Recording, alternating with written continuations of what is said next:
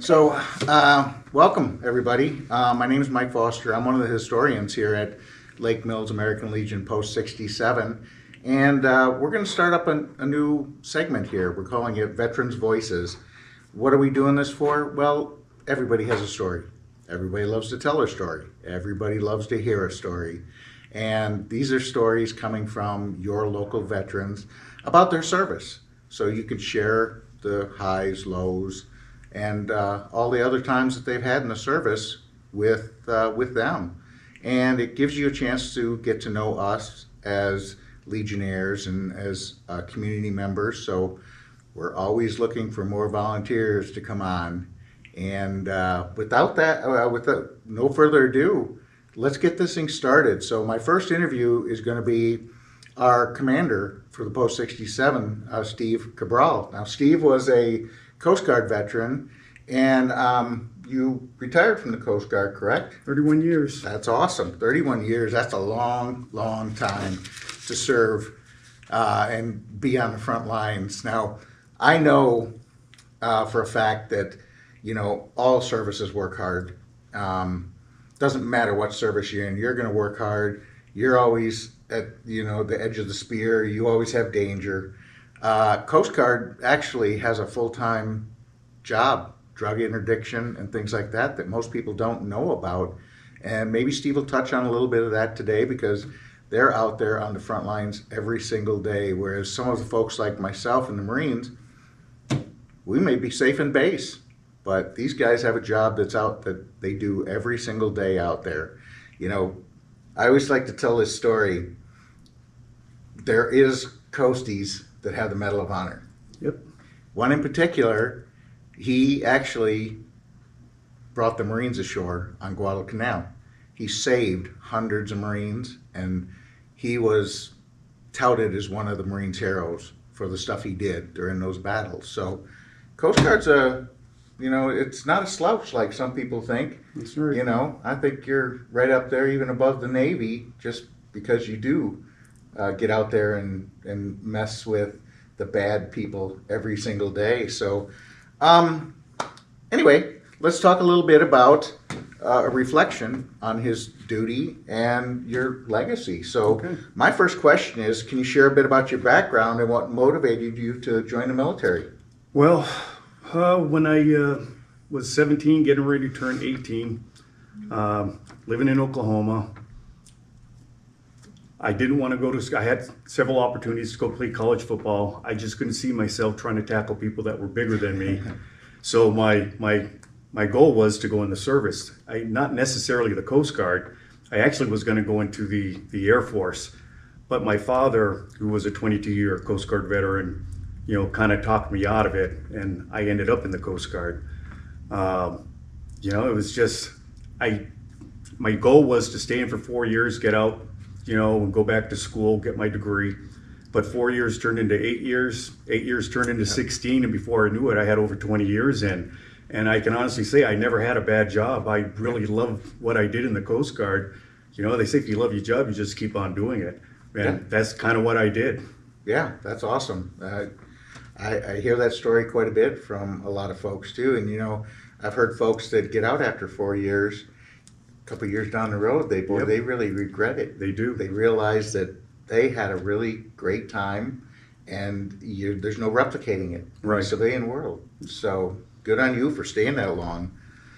So we already talked about the branch, but what was your role or specialty while you were in the Coast Guard? Well, after I got out of basic training, as a E2, I was on a ship, high endurance cutter, which is at the time the largest ships that the Coast Guard had.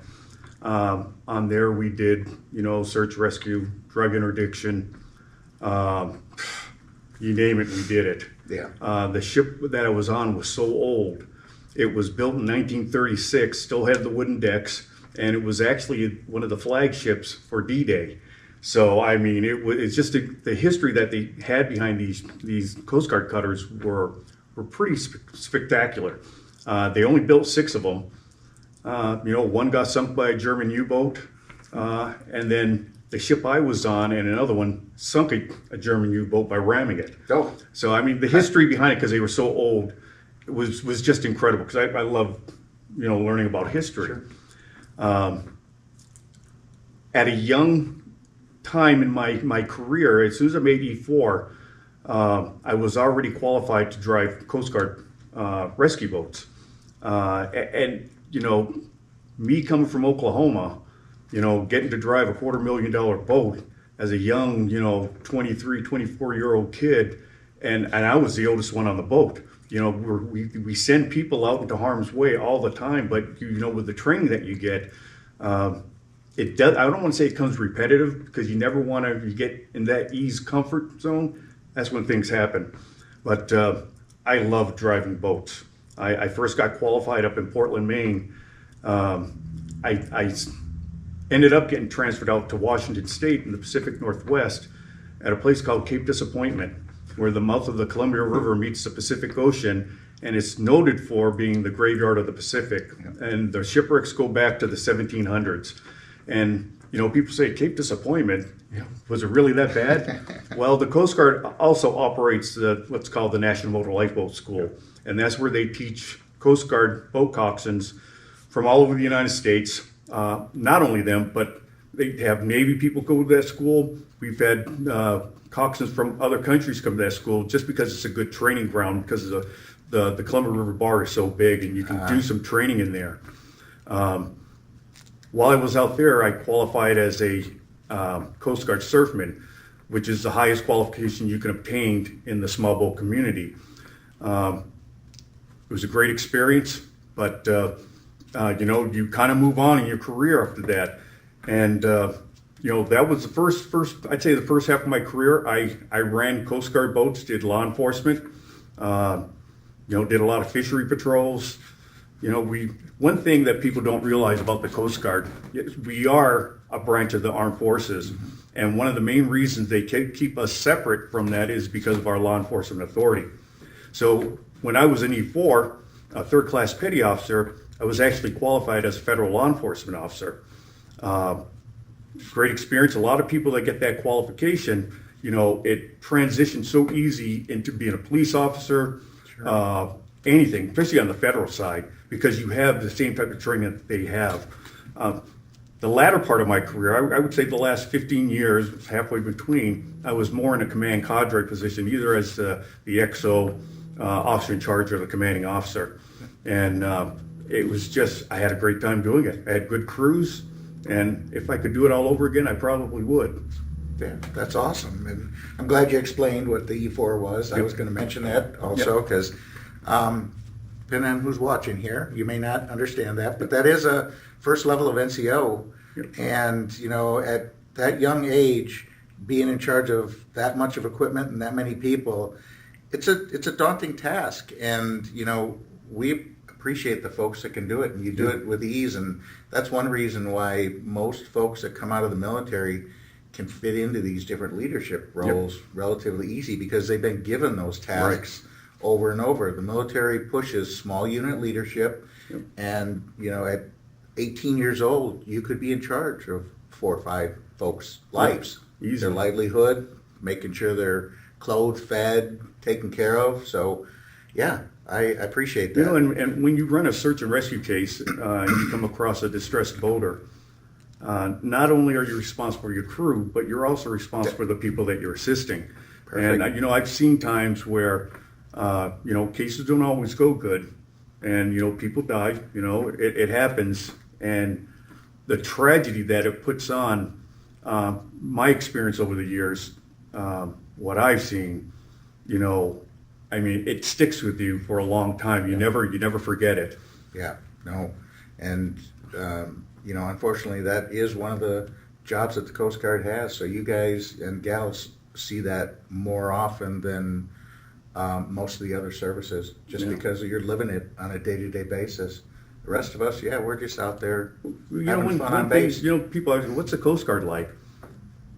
And, there's different, I would say, kind of departments, different types of units. You have ATON, Aids to Navigation. They're responsible for setting the aids, the buoys. Sure. That's all they do.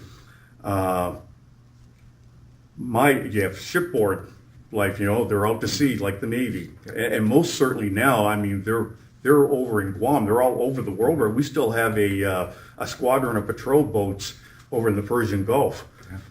So we're not just stuck in the United States, we're everywhere. Right. So it's my background in running small boats. It gave me the opportunity, to get in a leadership position early, kind of like you said. But also when you're enforcing federal laws, you have to know what you're doing when you're out there. So they don't just give you a gun, Right. and handcuffs and tell you how to do it. There's a lot of training that's involved in doing it. Same as getting qualified as a boat coxswain.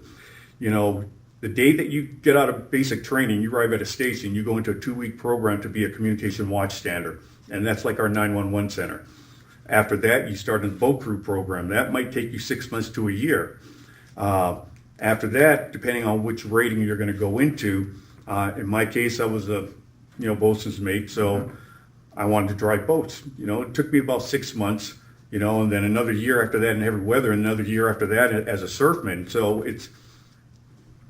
you learn from your experiences and you carry them with you, and that's a lot what I did, especially when running some of the cases that I had some pretty challenging cases. But you learn from your experience what works and what doesn't, because you don't have anybody out there telling you, okay, you need to do it this way or that way. When you're out there, you're the person that has to do it. Sure, that's exactly right.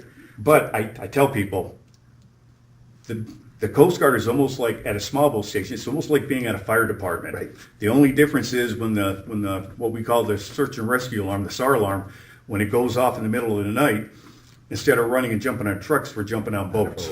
Yep. And, I've had the opportunity to work with some of your brethren on different occasions. So we worked out of Long Island, New York. So we hit the Fire Island station. I used to be there. It was the Sergeant supervisor Nice. there. Yeah. And it was just, it was really fun to interact with a different service and actually see what you do. And they loved to see what we were doing when we come in there with our communication equipment. So it's just it's big brother and sisterhood. It's such a small world. It is. Yeah. So let's pivot just a little bit, because I want to talk about experiences. Do you have an experience that you could share with us that made you particularly proud of serving? There's several. I mean, probably the best feeling you get is, and there again, going back to like search and rescue, when you're dealing with family members that are lost, and when you recover them, when you find them, and just the sound of their voices, their gratitude is just at times can be overwhelming. Running different types of cases with successful outcomes, but I think the one thing that I enjoyed the most was working with the younger crews that would come in, and this is years after I'd been in. Seeing their determination and how they respond to different situations and how they achieve success, by wanting to do good out there. The future of all the services, are the younger people that come in, and, their training is pivotal to the success of their mission, depending on what branch of service you're in. I would have to say, I relied a lot on my crews. But the main thing was, if they couldn't do it, I wanted to leave that door open to let them tell me that they couldn't do it, instead of pushing them into harm's way and then something happened, and lives get lost or something. Certainly. Yeah, I understand that. And, I've taken a little bit from what you're saying there, and it sounds like it just makes you feel like a proud father, a proud coach when they follow through, and you've helped build their self-esteem to where they can do those jobs. I was pretty fortunate to have 2 members become the Coast Guard Enlisted Person of the Year, and Nice. It's just amazing, especially for the second kid that won the award. He had only been in the Coast Guard 4 or 5 months. I just got to a unit where they would just run ragged. It was the busiest Coast Guard station on the Great Lakes. And he was a brand new E5. And I looked at who I had, And I thought, you know what, I'm going to put him in this position as the operations petty officer, which typically goes to the senior Sure. E6, E7 there. And I mean, he took the bull by the horns and just did an amazing job. When I finally retired from the Coast Guard, he transferred out to Annapolis, or not Annapolis, he went to Station Washington, D.C. And he was there 6 months, got picked up for OCS, graduated, and here it is 17 years later, he just made commander. Wow. You know, and Nice. to think that I knew him way back Way when. back when. Yeah, I get it. Yeah, it is nice to see those people progress and things like that with their career, and actually it makes you look good, makes you feel good. And, you know, the fact of the matter is many of these folks had no direction when they're coming out of high school.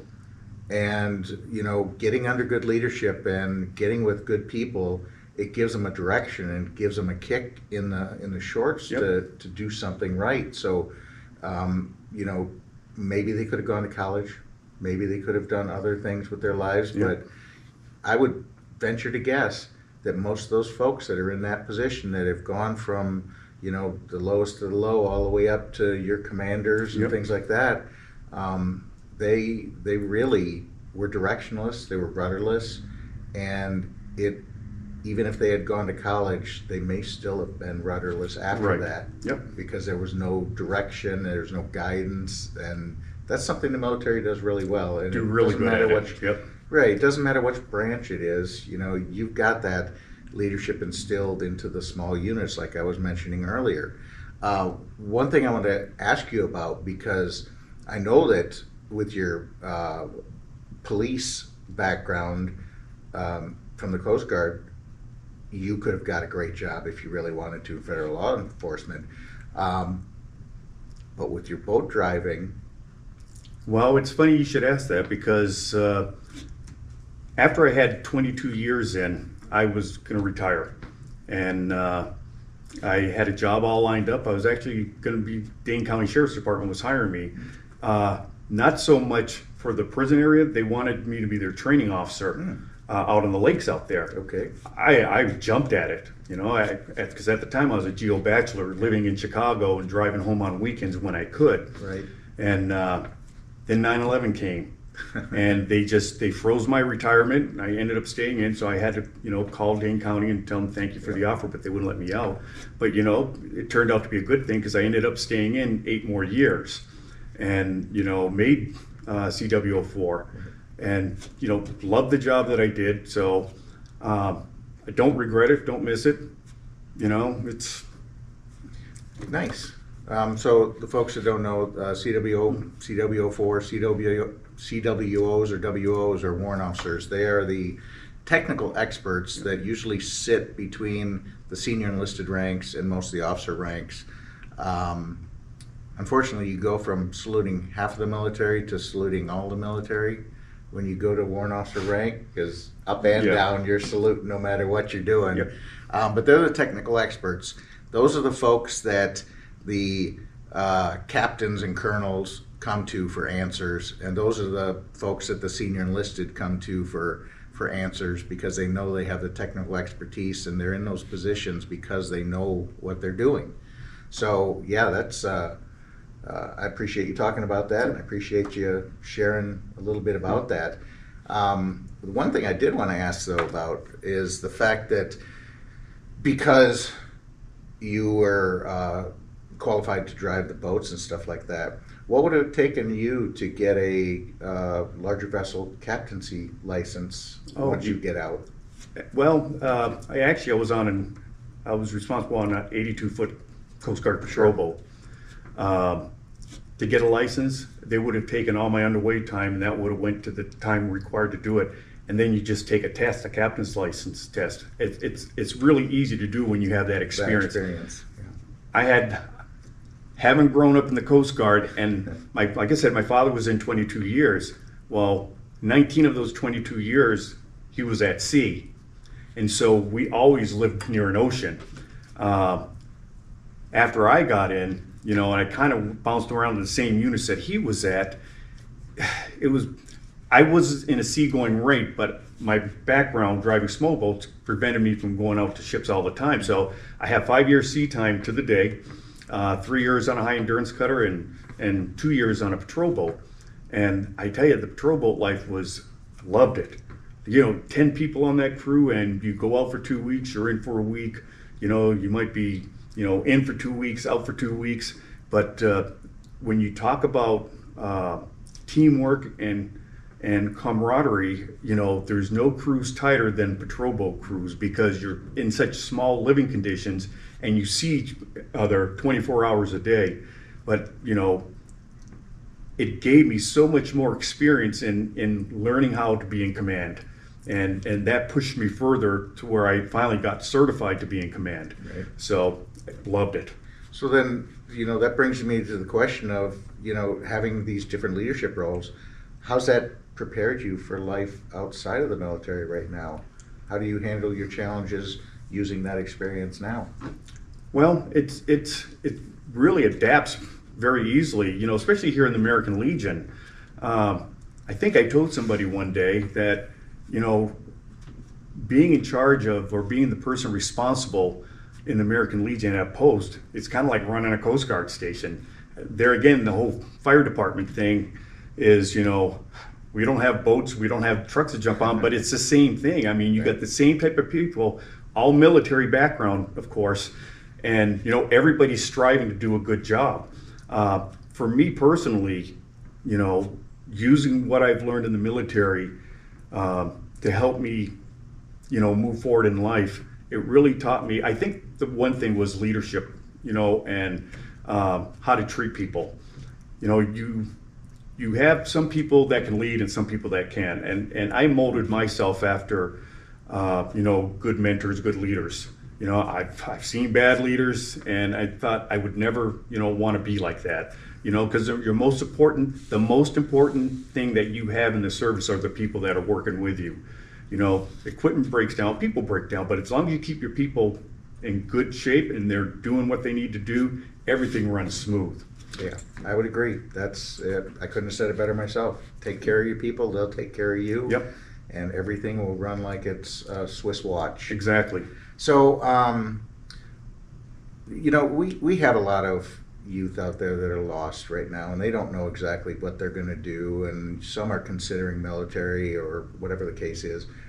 What advice would you give these folks about joining the military? I'd say go for it. The experience that you learn, you gain, the friends that you make, the different types of missions that you go on, they live with you for the rest of your life.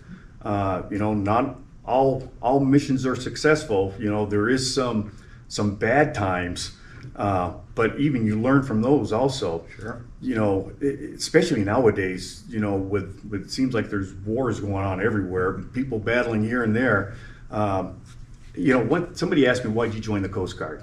And I said, and the best answer I could give was, when I joined, I wanted to save lives and not take lives. And that's why I stayed away from the other services. Because even during that time, it was shortly after Vietnam War. And, everybody, it seemed like all the other branches were training for war. Sure. And I wanted to do something that would, I could do right now and make an impact. So anybody that comes up to me and say, yeah, should I join the service? I'd say, yeah, it prepares you for life. Yeah, I would agree. Yeah, you get thrown into the deep end. You don't have mom and dad to hold your hand, and you have to make those tough decisions. Is a great way of looking at it. I think you hit it. Well, I tell you though, there's times when I thought, what am I doing here? When you're stuck out in the middle of the ocean and, right. And it's really 18 to 20 foot seas and, you're puking up your guts and everything. But, even those times I wouldn't trade. You look back at them and it's like, wow, I can't believe I really did that. So.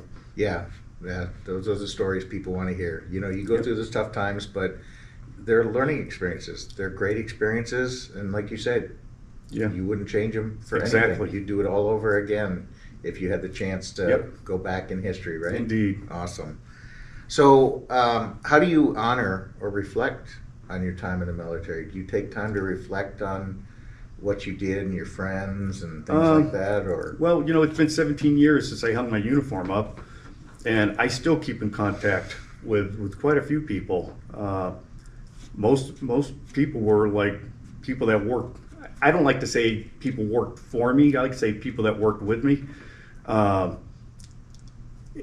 The friends you make are lifelong. Yeah. And I mean, I can think of some cases that I was on where, that involved life and death. And, pulling a 8-year-old boy from the water and doing CPR on him, to bring him back to life, not everybody can say they do that or have done that, or, commercial fishermen, when their boats sink, or more injuries on those type of boats because of all the stuff they carry around on there. Been out there where their, arms are getting cut off, and, it's a brutal world out there. But when you do it, you develop this close-knit relationship with everybody. And the Coast Guard, kind of different than the other services, were so small. I think at one time they said the New York City Police Department had more members than the Coast Guard did. And, it's nothing to be stationed on the East Coast and then you transfer to the West Coast and somebody there. Right. It's so small. So these friendships, they stay with you forever. Yeah. No, yeah, that's interesting though. You say it's smaller than the NYPD, but you're spread out a lot further. Exactly. And you have a lot more area to cover. So is there anything you'd like to share with the public about, misconceptions or thoughts about veterans after you've... Yes. The one thing that comes to mind is veterans with PTSD. It seems like there was a stigma associated with combat veterans and Coast Guard members. For a time, we weren't even considered to get PTSD. But the way the public used to view them was like, oh, better stay away from this person because he has problems. If they could see some of the stuff that we've seen, like myself, I've been diagnosed with PTSD, and I don't know how many people have been to major airline crashes and having to pick body parts up out of the water. I was an 18-year-old kid and we had a plane crash, and we didn't find one full body. There was 110 people on this plane, and it's just devastating. At the time, it didn't bother me, but years later, it finally came back and hit me when I wasn't doing anything. I didn't know what was going on with me. If I could say one thing is, the veterans have been through a lot. What they've seen, what they've done, what they had to do, in some cases in order to survive. That's what's causing it. It's not that they're bad people or anything. They just it's a medical condition that they're trying to overcome. And when people first started getting diagnosed with this, people didn't want anything to do with them. And at least now, it seems like now that it's out there more and they're talking, there's more treatment available, it's opening up and they're realizing what we as veterans had to do. Yeah, you're exactly right. And, we hear a lot of talk about PTSD, and we're trying to change that stigma over to, post-traumatic stress, because it really isn't, I don't think it's a disorder. No. It's something you've lived with and something that can haunt you at any given time, and it haunts people differently. For me, I had just finished my degree, wasn't doing anything. Probably a month later, I started having nightmares, and it always started with the same one. We had this case where a small recreational boat was missing for 2 days. There was a father and a daughter, and we got our boats underway to search. And I was leading the shore party on the beach because the way the current was out there, if the boat capsized, people were going to wash ashore. They don't, come up really quick. Right. And I was the one to find this 9-year-old girl, and it was just devastating. She had been, pushed up on the rocks so much you couldn't even. It would be hard to identify her. But at the time, I thought, God, I have daughters this age, and that one, for whatever reason, stuck with me. But at the worst of it, I had 109 faces that used to pop up in the middle of the night in these nightmares. And I didn't know what to do. Right. You know, I mean, I'm better now, you know, I know how to handle this type of stuff. But even after I got out of the service, you know, when all this stuff started coming up, I couldn't go near water. I didn't want nothing to do with it. You know, and it took me a long time to even go down to Rock Lake because I just didn't want to be near the water. Sure. So thankfully I'm over that now. So Yeah, it just takes time and compassion. And yeah, we got to stop the veteran suicide from stuff Yes. like this. We're down to 17 a day now from 22. yeah, it's getting better, Yep. but that's way too many. Yep. So let's end this on a high note. Tell me one of your best times you had being in charge of, I want to call them sailors, Coasties. coasties. God, there's so many. You know, the people that you get to meet and outside of Coast Guard people. You know, God, I've met presidents. You know, I've met actors. You know, I honestly. How about interactions with other service? Oh yeah. Well, except the Navy. I don't think, you know. No, we actually, you know, when I was the officer in charge of a station in Erie, Pennsylvania, when the Navy would do their summer cruises, they would come onto Lake Erie, and we'd always, you know, meet up with them, you know, every year, you know, softball tournament, bowling tournament, anything that we could do to help them. And that really showed back, you know, because they would do the same thing, open house for us and stuff like that. So the camaraderie's there. Yeah. Of course, there's a lot of, you know, well, you know, my service is better than yours, you know, the rivalry that goes with it. But, you know, it's fun. I guess with the Coast Guard, though, people don't realize how long the Coast Guard's been around. Right. And, you know, we've been to every war that the United States has been in. I mean, we got all the, you know, the campaign ribbons that go with them. So, you know, at the time, it was called the Coast Guard Revenue Cutter Service, and it was even the only seagoing service that the United States had during a short period of time because they disbanded the Navy. So when I used to do public speaking, I'd look for the veterans in the group and say, so who knows what the oldest continuous seagoing service is? And, you know, they're all the Navy. I said, oh, no, it's the Coast Guard. Yeah. And, you know, it was created as a revenue cutter service because they were used to collect revenues from people trying to, you know, get their goods in without doing it. Kind of like what they do today. Yeah. You know, and, you know, they get their law enforcement authority from Title 18 USC 89, and that gives them the right, the Coast Guard, to board any vessel, you know, in our U.S. waters, anytime, anywhere. It doesn't matter if it's a foreign vessel. If you're on the high seas, it's a little different, especially when it comes to drug interdiction. Then it becomes a long thing because then you have to get permission from the State Department. The State Department goes to the country to see if you get on. But a lot of people, especially the drug runners, I've been fortunate enough to be on a couple of drug busts. There was, I guess, for drugs.